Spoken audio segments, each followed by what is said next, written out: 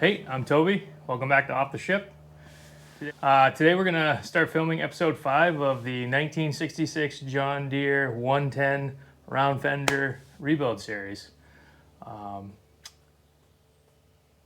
We did most of the prep for reassembly on episode 4. There's a couple loose ends need to wrap up, so I was planning on tackling that. So I went to Harbor Freight and bought just about every little grinding attachment known to man for the Dremel and the die grinder. These different profiles will help me get up in the geometry here, so I might try these and this out just out of curiosity, and then it's pretty cool. I'm not sure this is how you, probably shouldn't have thrown that away. There's no instructions. I'm assuming that they assume that nobody would be dumb enough not to know how to use these things intuitively and need instructions, so.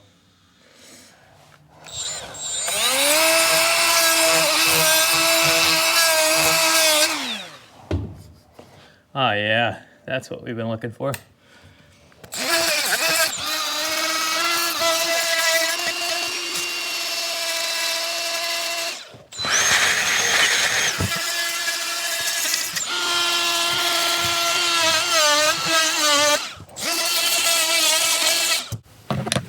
There's like a monster ridge right there that I just cannot seem to, that I would really like to get off. I'm just having a hard time finding the right tool to get that angle.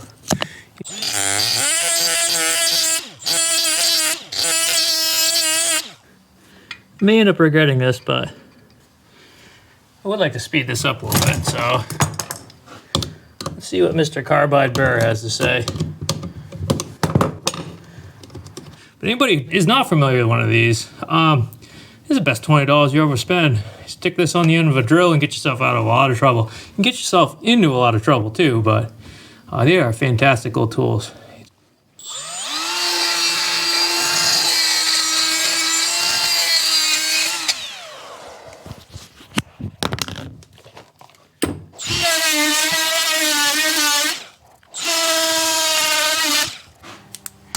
I am pretty happy we took the time to do this.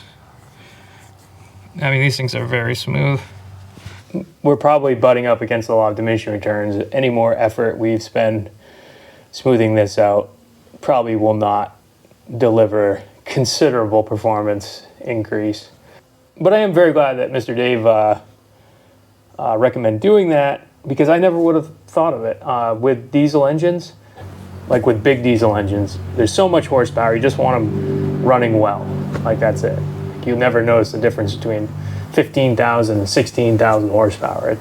This is naturally aspirated, so if you can make the air's journey any easier, I'm sure that will make a marked improvement in the performance of the engine. You know, in scientific terms, you have turbulent flow and then laminar flow, and you always want to achieve laminar flow with any fluid, and air is obviously a fluid. However, an easier way to think about that is like babbling brook. You know, you have areas of the babbling brook, there's rocks, and you know, like kind of the rapids, you know, the water's all churned up and aerated, and you know, it's just got to work its way around. And then you have other areas where it's nice and smooth, like a mill pond, and it's just kind of flowing along. Well, in the babbling area, the rapids area, that would be turbulent flow, you know, turbulence, or and where it's nice and smooth, that's laminar flow. And you always want the journey of your air through an engine to be as smooth as possible. So in your intake air, density matters. You know, the cooler it is, the more of it you can jam into a place. And so that's why, you know, charge air coolers or intercoolers are a big thing. The velocity, you want it traveling through its passage as quickly as possible with the least restriction and the least turbulence as possible. So anyway, that's kind of the theory behind that, and I'm glad we took the time to do it, and I would never have thought of it if he had not brought that up. True to this operation, I don't have a surface plate. I found a very nice one a couple hours north, used, I would like to buy it, but I did not, because I don't have the time.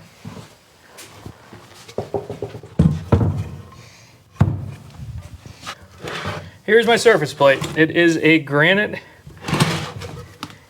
but I'm pretty sure is a sink cutout from a granite shop.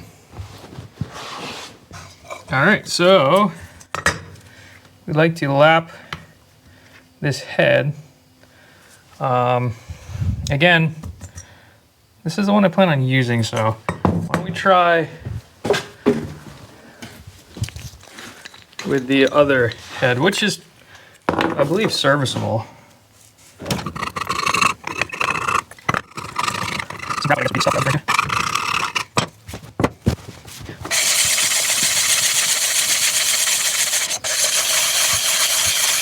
We're really focusing on these areas inside this ring right here.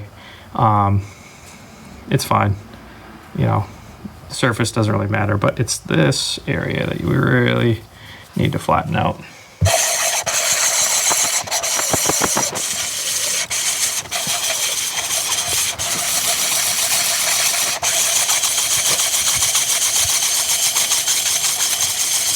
Started to come in nicely. I mean, it is slow going, but it's aluminum, so if we stepped up the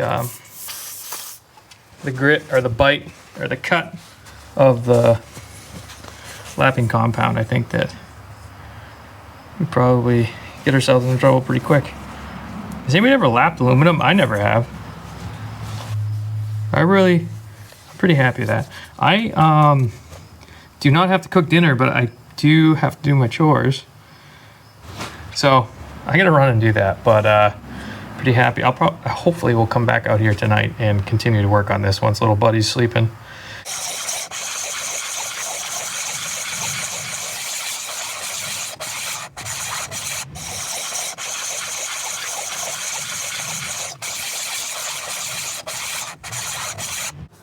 That finish is coming out really nice. I wish I could get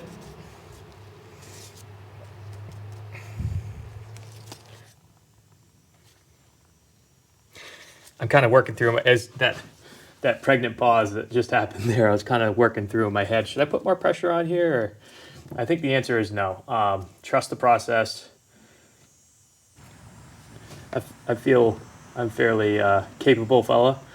I certainly have a lot of education and a lot of practical experience in mechanical type stuff, and I really wanted to put a lot of pressure right here. So, you know, keep in mind it's tempting, but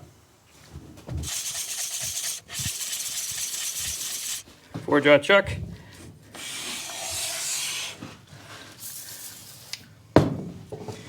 Was that necessary? No. Did it make me happy? A little bit. I feel right away this head is in better shape than the other one. Flatter, which is good. You know, there is a slight danger in chasing low spots on these heads. Let's see here, you increase the compression ratio. So theoretically, you'd get more power. I'm really glad I got that on camera. So you would make more power, but however, you risk a few different things. First of all, I don't know if the power would be perceivable. At that point, I think you're talking very, very negligible increases in power. However, you do put extra strain on the whole engine, so the lower end. Anyway, is that a concern? I don't know. So I think I'm going to make some pegs to hang these up because I've been dropping virtually everything. And once they're safely on the bulkhead, I will probably go have some lunch. Wheat, roast beef and cheese with wheat. You know, simple but good. I hope that's what they say. I hope that's what they say about me someday. Simple but good. It's one of those cases I really wish I had a mill. I could deck this real quick. I have a mill. Actually, I have it's called a jig borer. They're very precise mills. And that is not here. It is very heavy. And it's got a weird spindle. So it's not all that useful. All things to think about while I'm lapping.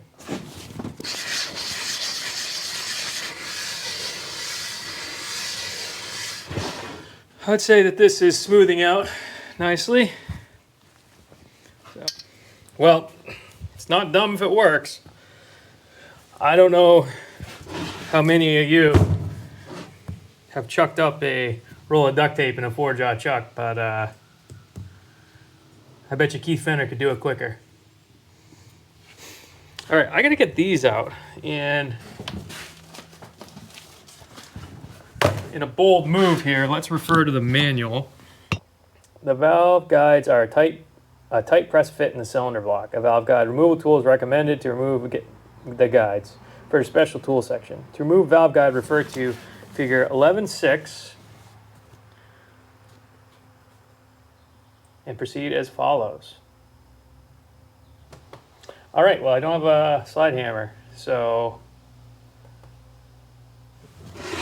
some of these have a slight angle to them. I don't know. Well, you, but that looks pretty darn straight to me. That is almost... I deem that straight up and down. That was the other recommendation, which I think is probably what we're going to pursue here, is to thread the valve guides at 3/8. Just jack them out, which I think makes a lot of sense. This might be the first challenging thing I've tried to thread with this.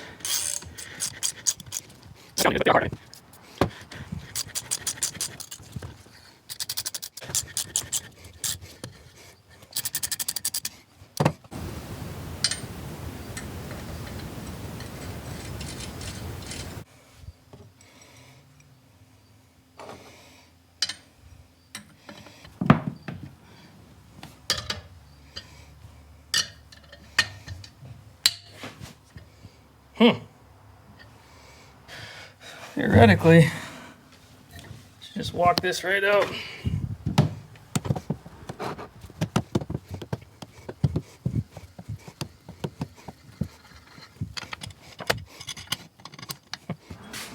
No idea what these things are. Kind of like custom made.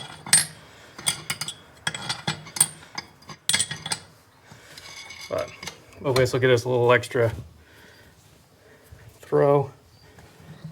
Look at that. Nice.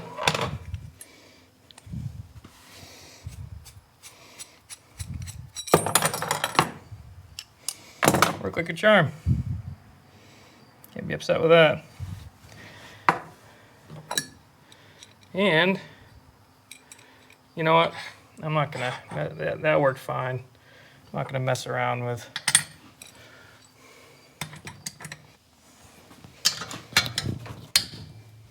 that one's a little tougher. The intake, which makes sense because it's exhaust. It's had a tougher life, I guess.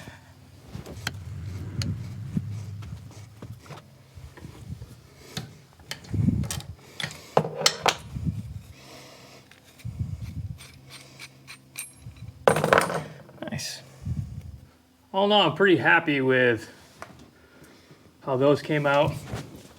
Pretty well convinced I needed a press, but I'm gonna take a little break here, do some dishes, and then depending on what's going on, maybe reconvene to set the new ones. All right, we are back. So I'd like to do, that makes things a little more tricky, huh? Sure. I kind of had a plan there and just went away. I'm just making stuff up on the fly at this point. So this needs to draw, actually fit.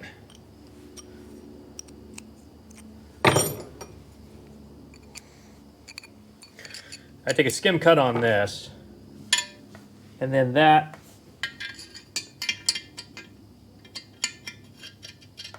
my hope will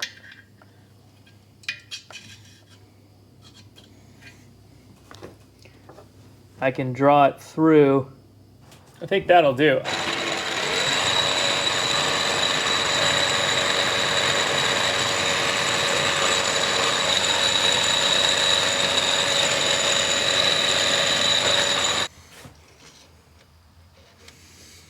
right. Seems pretty happy. Does have a shoulder to sit on there too.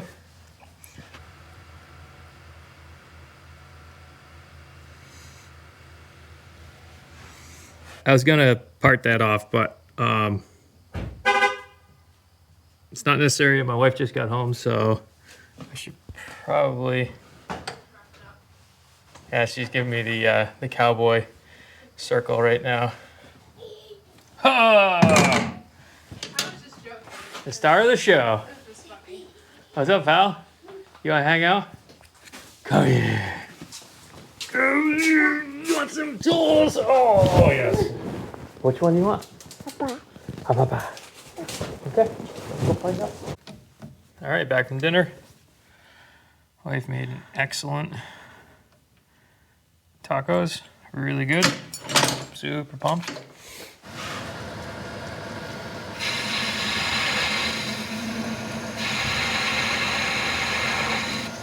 This stuff parts like a dream.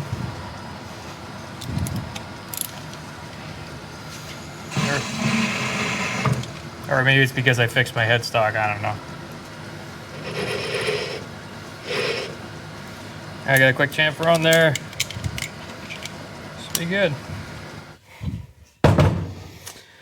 All right, so my idea here is obviously this has to get pulled through. So I'm gonna jack off of the casting at the bottom here. Hopefully I don't shatter that. Sucking this thing down. I mean, that's the casting we're pressing off of. It's pretty robust, so I could carry it through to here, which would probably be smarter, but I just don't have the stuff. So I'm not gonna worry about it. I don't know if there's any great way to show this, but best I can come up with. Certainly not the position I'd do it if I wasn't filming it. All right, you get the idea.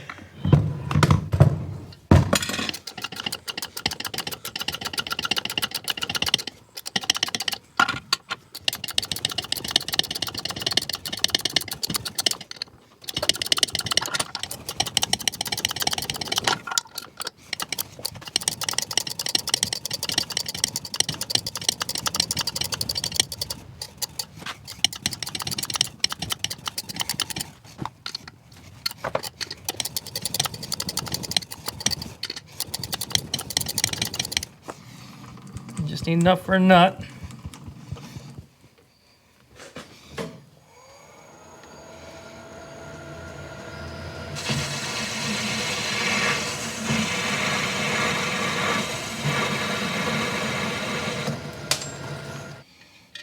If I threaded this or gotten a piece of all thread, that would have solved all my issues here.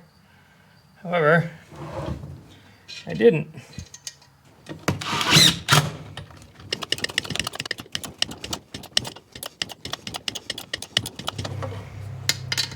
So we are very close.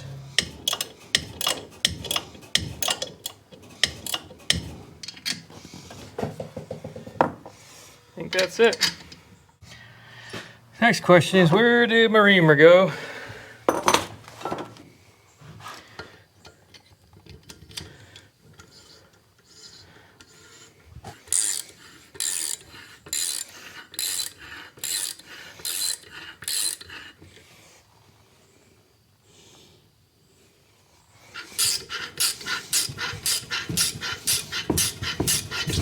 Ooh. So, if anybody doesn't know, a reamer's job is to just lines everything up, especially if you have like a flange with an offset face or something. But in this case, it just makes sure that the hole is not oblonged or compressed or anything like that. It opens it up to its final dimension, and that's what we're looking for here. So this one's got a slight taper in the beginning. That's called a pilot, and that basically allows you to get it in and lined up, so you're not, you know, stuck outside kind of doing this number. It allows you to drop it right in, gives you a very gradual on-ramp to the final bore size. So Yep. So I think the intake's done. Sorry about that. We had to duck out rather unexpectedly last night, but we are back. All right, I figured I would just touch briefly on the landscape of manuals here. There's a lot going on. So I've got basically 5 manuals I'm working with. So I bought the John Deere 38-inch rotary mower manual just so I could find out what the name of that part was. It was driving me nuts. And then with it, I got an original operator's manual, which is kind of neat. And there's a lot of good information here, but it's mostly like best practices for ownership of one of these John Deeres. So this is like my working copy of the operator's manual. If you're like me and you've got one of these, and you just want to do you're just rebuilding the engine, maybe 1 or 2. You don't want to invest in all the proper tooling and all that. This is my take. Take what you want from this, leave the rest.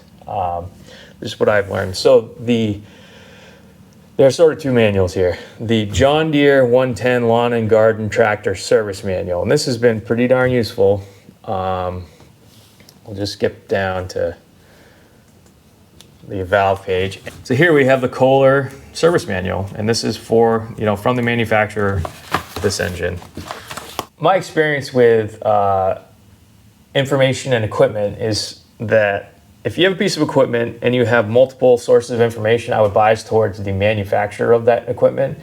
And then if it's part of a larger overall system, and that system has information such as the John Deere manual, that would be like my second tier. When there's a dispute, I would refer to the manufacturer of the equipment. So that's kind of what I've been doing. I've been working off the Kohler factory service manual. However, the John Deere service manual, I think, is an older print and has got a lot of great information. That's where I got the idea to pull the valve guides using tapping it for 3/8 and kind of jacking it out. That alone was worth getting this manual. And that's the other thing. This manual is open source. These tractors are old enough that there's vintage machinery groups out there. I can't remember exactly where I got this manual, but they're available. There's some folks that over the years have uploaded their manuals, and I really appreciate it. The next step is to try to make some improvements to our valve guide pulling setup and get that other one popped in there.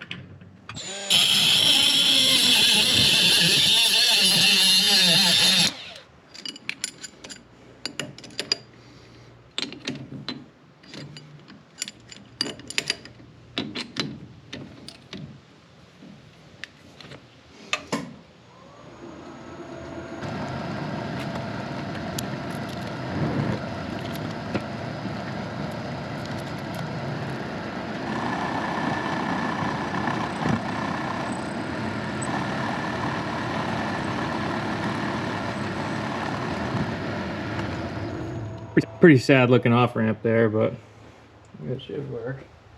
Since we're using a die, I kind of want to, how close? 0.268. I've been looking at bullnose centers for a hot minute on eBay. Stuff like this. I don't know. Looks like we got it.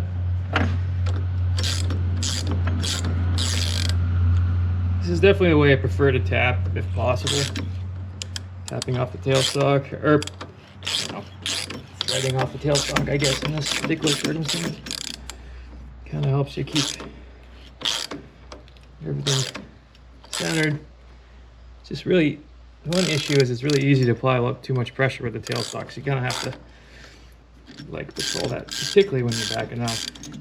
You're gonna break your chips and you end up just shearing every thread. It's kind of a bummer. Definitely done that. So I just flipped the tap around to use the, there's a ramped end and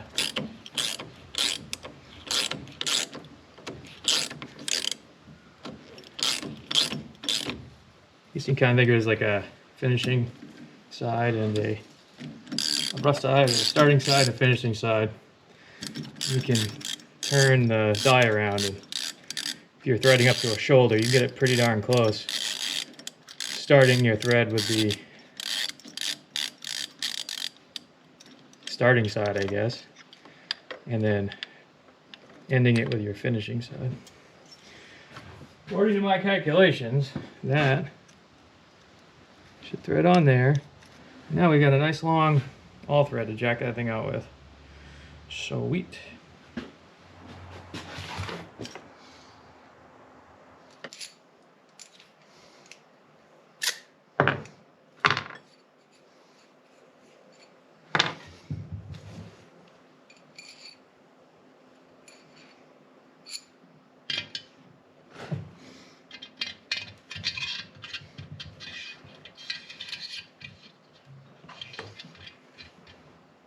Starting here always seems to give me issues.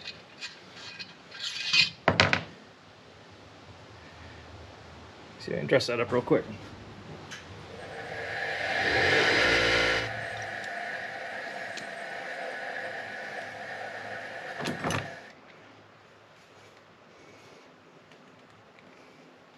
I don't know if this will allow us any better viewing or not. But so we're gonna drop that on there. Also smash this home.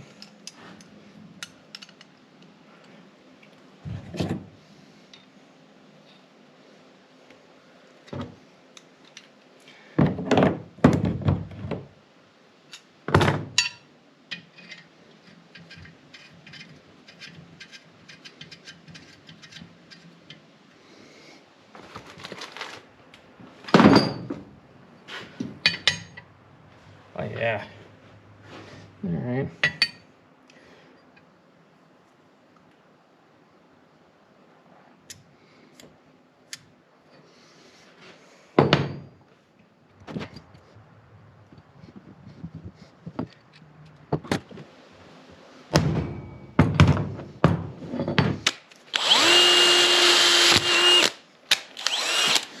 As my drill bits get larger, the surface feet per minute goes up, so your drill speed should go down. Somebody told me once, and was great advice for me. You know, he saw me sitting there smoking drill bits, and he came by and he's like, "Hey, I had all kinds of oils and products trying to make it so I wasn't wrecking drill bits." And he's like, "Whatever speed you think that you should be drilling, bud," he's like, "you cut that in half, and that's about what you should be."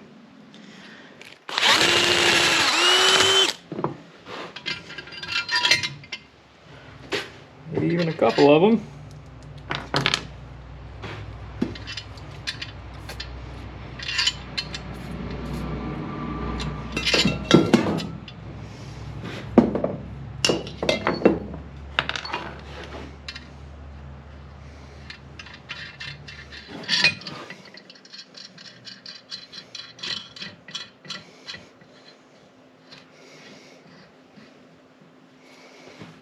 What is this, 9/16?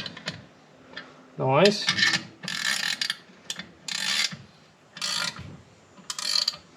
Oh yeah.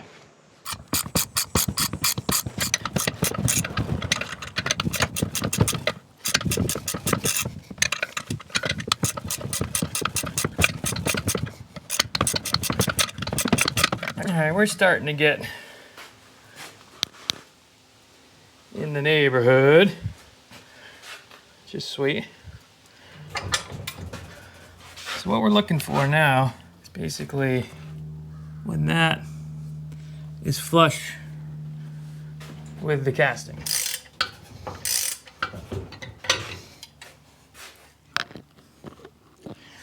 Pretty close.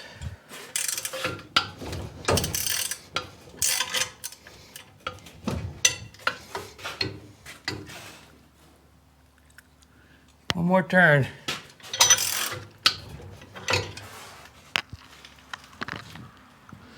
I would say that is where we want to be. And how do we get this out?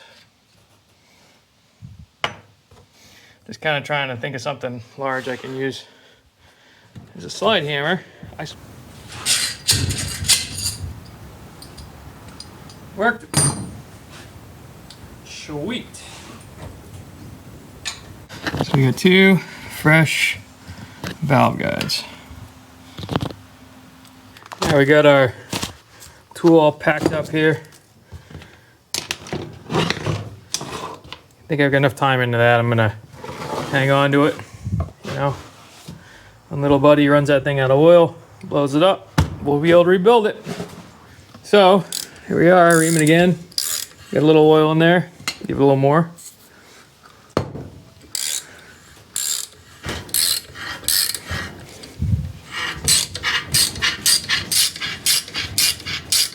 Make sure we get past the piloted section there. Yep.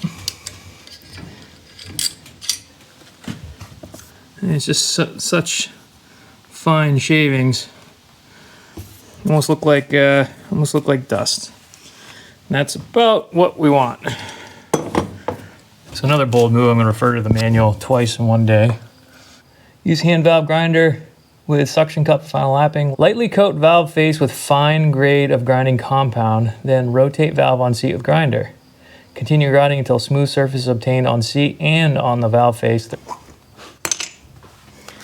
Alrighty, we got our lapping compound. We got our PT valve lapper.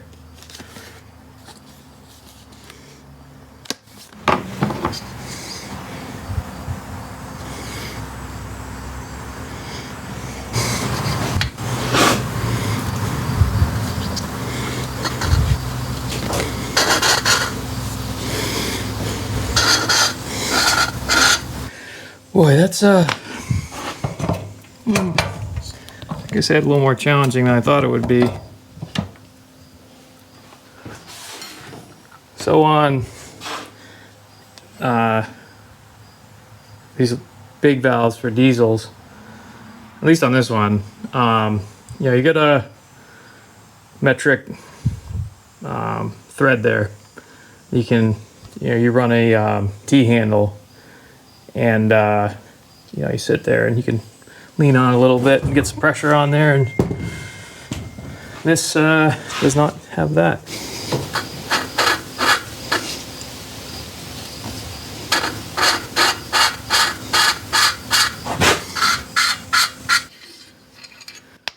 Well, it's time for me to run. We're gonna pick up little buddy and head to the park.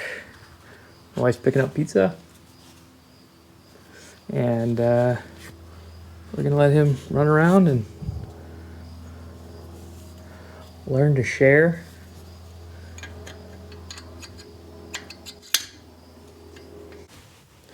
All right, we're back on the John Deere 110 here. It's a few days later. I spent all of yesterday out here working on the engine.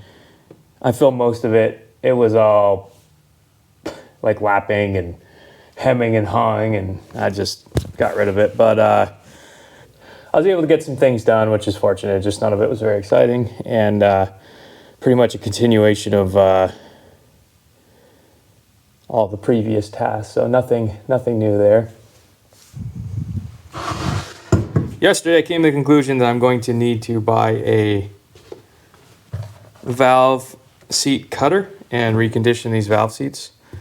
I was kind of hoping to get around that because the tool is pretty expensive, but after putting, frankly, a huge amount of effort into this, this actually probably would have been okay, but I have a new exhaust seat coming in. Now that I set that press up, I really have no reason not to press a new valve seat in. It's a very quick job.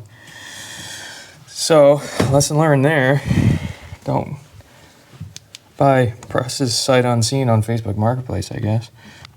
This, however, the intake, which is slightly more problematic, this leaves a bit to be desired. But right here, there's a thin spot, and likely due to me getting a little wild porting this. So here's the geometry right here. The dimension A is 1/32, and that's what I was unable to achieve all the way around the valve seat. So this is the valve cutter, which we will use to recreate this geometry in the head. And this is a New Way 102S. Well, at least at the writing of this manual. I got on New Way's website. I did some, I spent a little bit of time, maybe 15, 20 minutes looking into this. And I couldn't find a 102S. However, a 102W seems to be the model that they support or have now. They are available. They have the same geometry. I think it's 31 and 46 degrees, which corresponds to dimension E and dimension B and C. This is what the tool looks like, and they are expensive. So with that, that's getting down to the bottom of our checks here. There is checking the surface of the cylinder head for flatness. This doesn't give you a spec, however, the Kohler manual does. Cylinder head should be checked against the flatness. Use feel gauges and surface plate or a piece of plate glass to make this check. Cylinder head flatness should not vary more than 3 thousandths. If it does, replace cylinder head. I'm going to be doing that to the block as well, just to see where we're at with this deck. Start with 3, kind of a no-go, no-go test.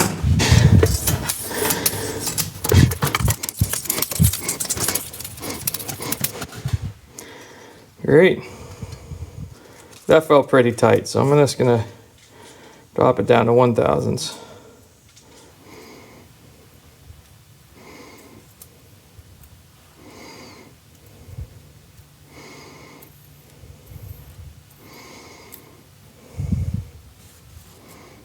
A little bit in that corner.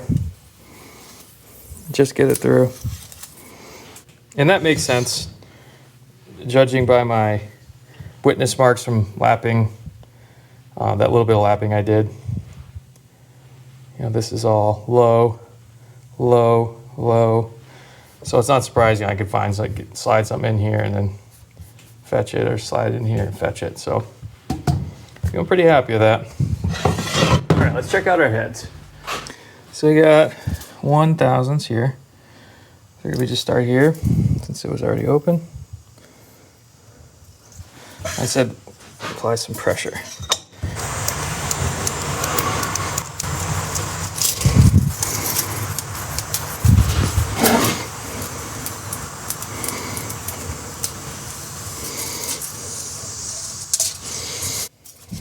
That's pretty tight. I think that lapping paid off.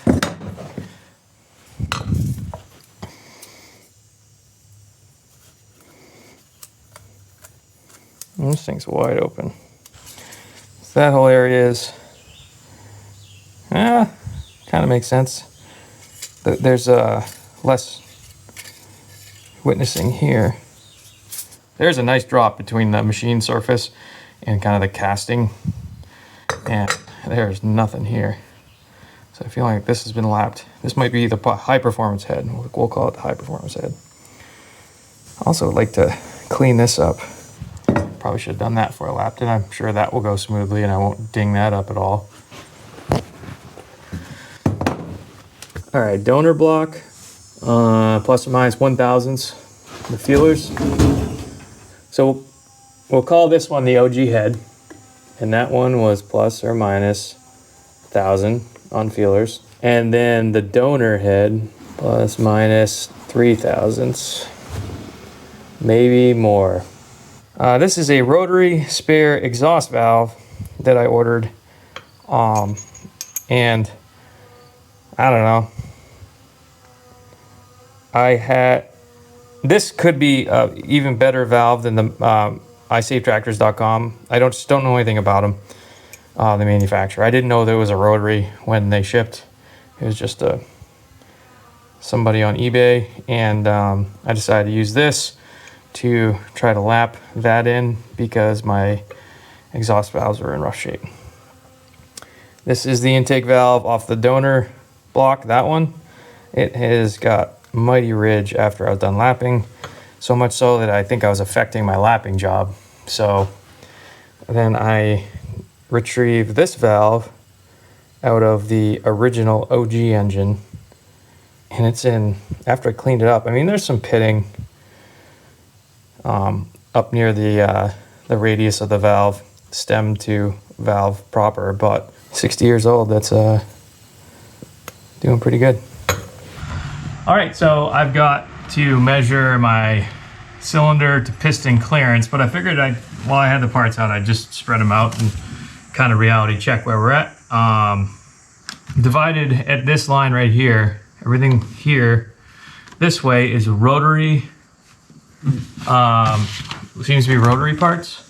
ISaveTractors.com, Norman is moving on to bigger and greater things, so he's closing the doors, liquidating his inventory.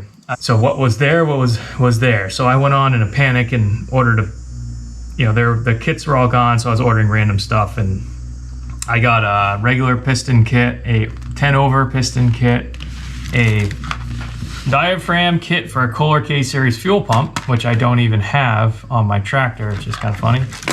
Bought this glass sediment bowl because, well, it just seemed like one of those things that, I don't know, pretty darn specialized, and maybe someday I want to make this thing all real original. It'd be nice to have. I'll probably break the glass, but just storing it. But anyway, I could not get a connecting rod. I could not get valve seats. There are a few other items I could not procure through ISaveTractors.com because they were, like I said, liquidating their inventory, and it's pretty lean at that point. So I ordered up what I could. I probably would have ordered Kohler parts if I had known how. I went over to Napa, who was supposed to carry Kohler parts. I gave them a couple part numbers, and they looked at me like I had 3 heads. So I'm not sure where you order Kohler genuine engine parts, but I moved on to the secondary market, and that was eBay. And I came across Sawyer's Green Power, I believe, is the operation. I mostly bought from them. I primarily made the purchase from them because they included this, they made like a kind of a big deal of including handwritten instructions on how to put your connecting rod on correctly, because a lot of people screw it up. If anybody cares enough to write handwritten instructions, I don't know, that gives me the warm fuzzy anyway. I didn't have high expectations for these parts. When I got them, they're all Rotary, so far as I can put together. And that's when I got even a little more interesting. Looking at the piston, they both have the same casting stamps. So this is the Rotary, and this is the iSave Tractor, L-A-R-T, L-A-R-T. If you look here, they look identical, except that there's like, I guess, an etched, maybe laser etched iSave Tractors logo, which is kind of neat. But the standard is also there. This actually looks maybe engraved, but whatever the case may be, very, very similar pistons. And ISaveTractor.com, all their stuff has made in Taiwan stamps. So the piston is made in Taiwan. And again, everybody's got their personal feeling about places that manufacture stuff. I personally bias, obviously towards US made. And then so far as the Far East goes and manufacturing, I feel like Taiwan, Taiwan, South Korea, those places are pretty in line with our interests. United States, I try to buy stuff from them. But everything I can put together, these were made in the same factory, so who knows. Connecting rod, there is nothing on here indicating where it was made. Rotary seal kit, so we got that, that's good. It does have seals, engine seals. I guess I'm gonna start returning this. This is my 10-over. If anybody needs a 10-over ring set and piston, drop me a comment. We'll work something out. Fuel filter, if anybody needs a fuel pump. Diaphragm kit for Kohler K series fuel pump. This is the part number. FUE 01004. Let me know. Again, we could probably work something out. I'll stick it in the mail.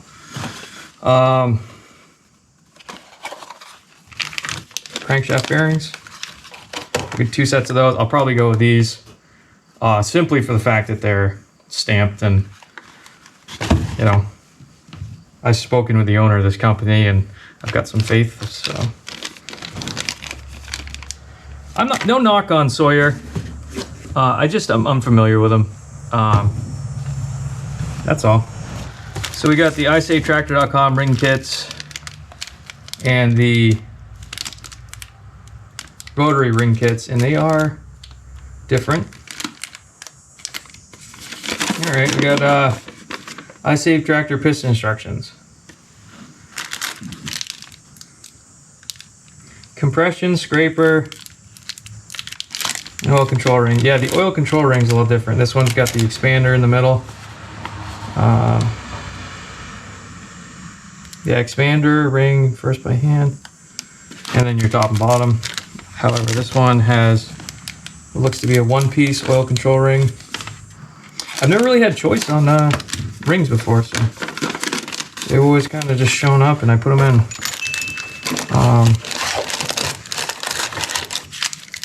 Piston pin, piston clip, look the same. Here's the Rotary. This page was printed in Taiwan. I don't know if it was made, but I'm assuming if it was printed there, it was made there. From 2002, no kidding. New old stock, I guess. I'm not going to bother measuring the valves here because they're new. So the iSaveTractor and the Rotary valve, they are slightly different. I mean, they look different. This is my big question mark. Everything I've read, these things are problematic. I don't know if I'm going to pursue trying to find a Kohler connecting rod or just run this one. But as far as measuring this goes, check the piston and cylinder bore clearance by measuring the piston and bore diameters. Measure the outside diameter of the piston with a micrometer at the center line of the piston pin bore and at 90 degrees to the pin bore axis. So I guess right here. Easy enough. This is the iSaveTractors.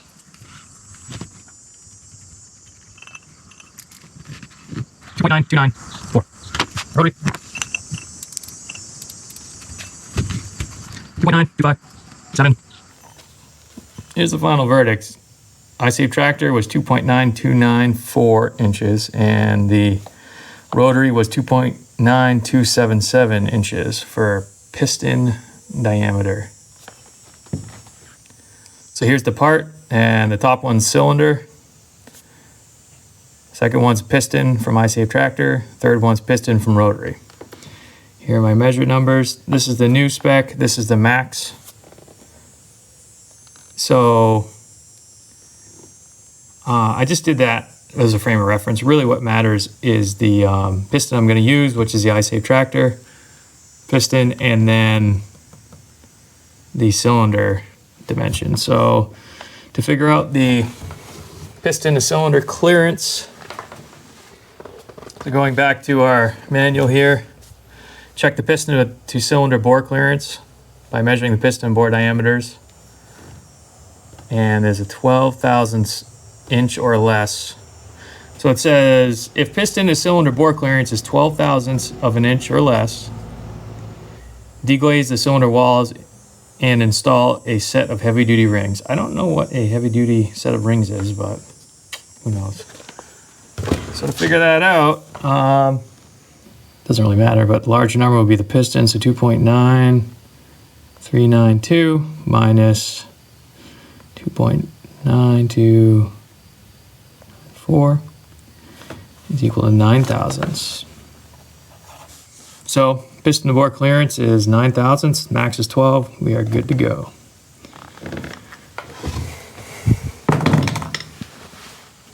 So just to wrap up the piston conversation, both iSaveTractor and Rotary pistons are within spec.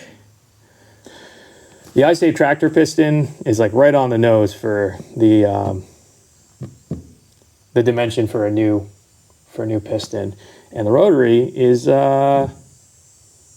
is a couple thousand shy. I don't think that matters. It's certainly within the maximum specification, although usually when you're using that, you're dealing with a used part and trying to make a decision whether to reinstall the used part or install a new one. I would say that the iSafe tractor is held to a much tighter tolerance. So I wouldn't hesitate to run either. I'm going to bias towards the one that's right on the nose. I just like the fit and finish. There's nothing crazy jumps out at me. I just have a better feeling about it, but I think either of them are fine. I think this is a logical place to stop episode 5. I also feel like we are in real good shape. We've done all the measurements that we need to do. We spread the parts out. I feel like we're in a pretty good place with the parts. There are 2 kind of outstanding items that I'm probably going to chase down. In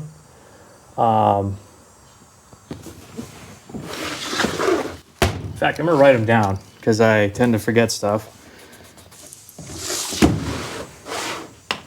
And those 2 items are connecting rod, which we just talked about, whether to track down a genuine Kohler connecting rod. If anybody knows where to buy those, drop me a comment. I sure would appreciate it. I don't know. The second item is the exhaust valve rotator. So these tractors, the 110, came with a manual lift or a hydraulic lift. My tractor has a manual lift.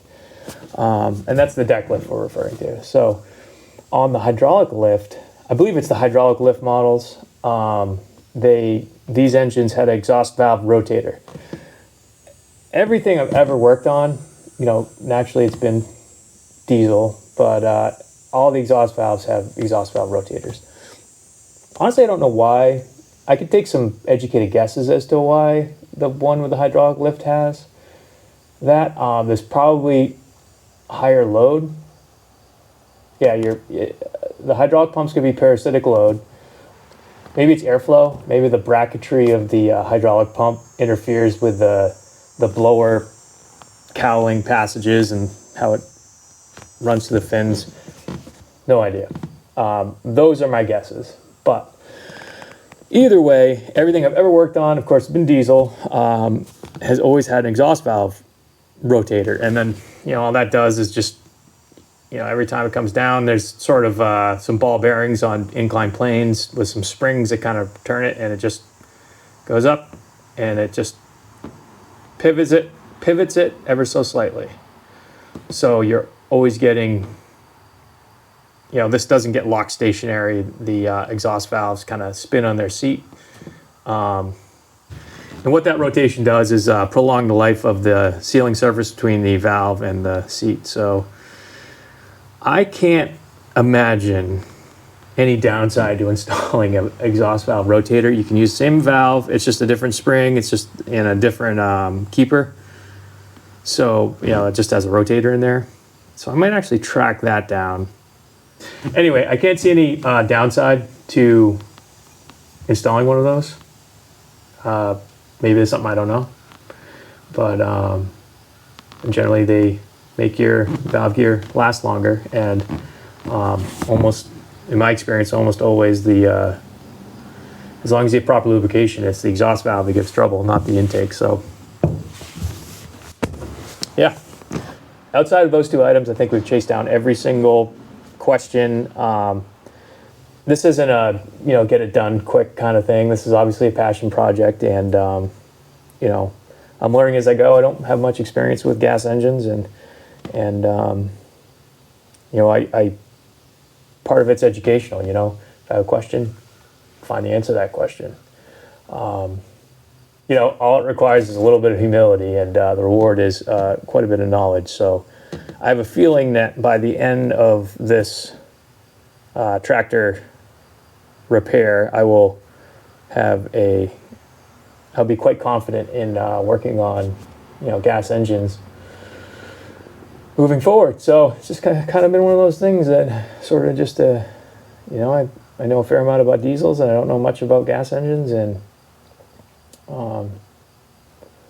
this project will fix that. So So I got to head back to the ship here in a couple hours. And with that, I guess we're going to wrap up episode 5 of the 1966 John Deere 110 Round Fender. Yeah, I'm very much looking forward to coming home next time. I honestly thought for the last 2 rotations off the ship, I thought that I was going to be putting this engine together. And, you know, part of this process is not rushing anything either. So, I mean, there is a, you know, we want to have this thing running before the snow falls, but there's no extreme rush. You know, little buddy's still a few years out from riding this thing around, so I'm not freaking out about it. And I'm very much looking forward to building this engine. I foresee maybe 2 more episodes. One building the engine, one getting the engine running, which I think will be an entirely different story than building the engine. I'm pretty confident in building an engine. It's, you know, I need to learn all the little nuances about this, and you know, it's going to take some time, but so far as like actually, you know, putting everything together and timing it, I'm very confident I can work through that. The carburetor, the starter generator, those items I foresee being a bit of a learning curve for me. You know, and then 1 episode for unforeseen, you know, items that come up, which is totally possible. And I don't know the condition of the transaxle. The electrical system looks there, but who knows? There could be other work that needs to be done. But yeah, maybe 3 episodes left. So, and with that, I've been keeping my eyes out for new projects. Obviously, tractors are definitely on the table. A diesel one. So if I come across, I've been keeping my eyes out for a diesel tractor. I'm mostly looking for projects with one big scary problem. You know, like I don't want. This isn't a restoration channel. I don't have the skill, probably the time. You know, paint is not my jam by any means. You know, a tractor with one big scary problem would be like ideal for me, or like a hydrostatic, you know, something with a hydrostatic drive with one big scary hydraulic problem would be ideal. Those are the type of things I'm looking for. Something that can be fixed and put back into service, and you know, maybe learn something along the way. So that'd be fun. And as always, if you like the channel, you know, feel free to subscribe. Feel free to give us a thumbs up. Been on the other end of this conversation many times. It does help. I do appreciate it. And we'll see you when I get back for episode 6 of the 1966 John Deere 110 Round Fender rebuild.